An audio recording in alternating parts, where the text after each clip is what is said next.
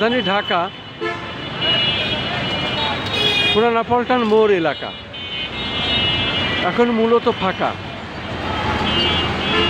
আজ রাত পোহালেই আগামীকাল ঈদুল ফিতর এবং এই ঈদকে সামনে রেখেই মানুষ ঘরমুখী হয়েছে। নারীর টানে যার যার এলাকায় ছুটে গিয়েছে ঈদ করতে এবং ঈদের পরে আবার রাজধানী ঢাকায় আসবে। আমরা দেখতে পাচ্ছি রাজধানী ঢাকা এখন ফাঁকা। আজ সারাদিনই ছিল প্রায় বৃষ্টি এবং এই বৃষ্টির দিন আমরা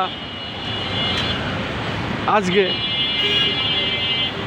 যার যার এলাকায় পবিত্র জুম্মার নামাজ আদায় করেছি।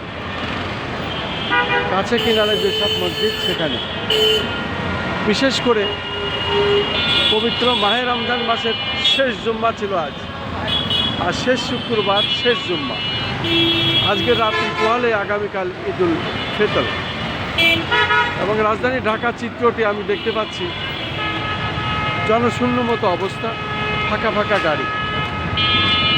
সাধারণত দুই ঈদেই এমনটি হয়। ঈদের পরে আবার মানুষ যখন ঘরে ছুটি শেষ করে আবার কর্মস্থলে আসবে, রাজধানী ঢাকা আবার আগের মতো হয়ে যাবে।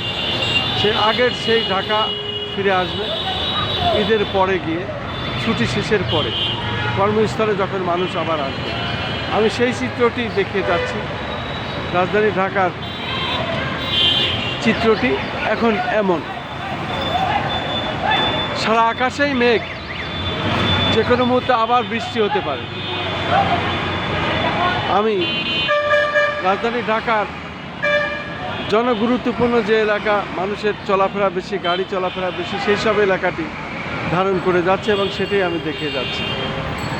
আমি দেখতে পাচ্ছি রাজধানী ঢাকায় এখন ফাঁকা, আসলে মানুষ এখন ঘরমুখী, সেটাই আমি দেখিয়ে যাচ্ছি।